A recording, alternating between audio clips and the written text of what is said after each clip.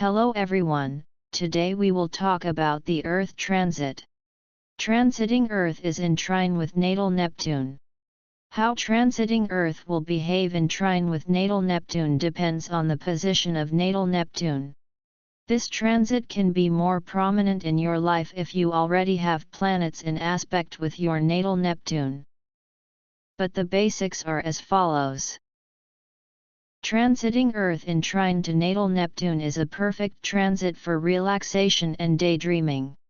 In addition to daydreaming about ideal property, under this influence you will devote yourself to any creative projects. But of course, do not blindly trust everyone who offers you something.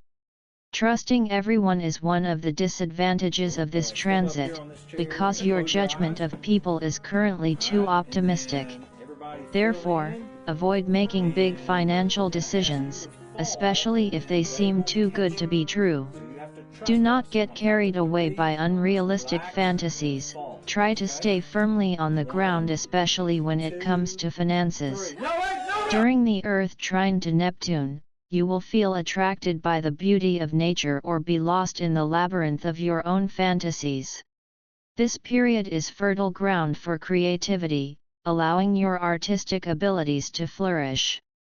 So use this time to express yourself through various forms of art, whether it be painting, writing or music, and thus increase your assets, as your heightened sensitivity and compassion will be directed towards creating something truly meaningful. This harmonious interaction between the celestial realms, the material, and the dream realms will heighten your senses, allowing you to appreciate art and music on a whole new level. Thus drawn to creative pursuits, you will be inspired to express your feelings through poetry or other art forms. Therefore, we can say that this astrological transit encourages a sense of idealism that will lead you to meaningful ideas, both with others and within yourself. Individuals are likely to feel transcendental experiences and experience a period of disintegration of boundaries around material security and values, and due to a time of uncertainty or fluidity regarding finances, assets, and self-esteem, you will feel the need to plan for affairs. How much you will be able to do this is probably not that important, considering that the transit itself lasts up to 3 days and it is probably better to let go of these energies. As we have already mentioned, this is a short transit of a few days that occurs every year at the same time and is very easy to plan. However, although the transit is positive, it is necessary to keep in mind at all times and with every decision that Earth holds fast to its values and material security, and that Earth and Neptune do not share the same values. Neptune is not at all interested in material things, let alone material security. The whole picture will look like a magical time of opportunity for you, and you will feel like you have found the real oasis that you have been looking for.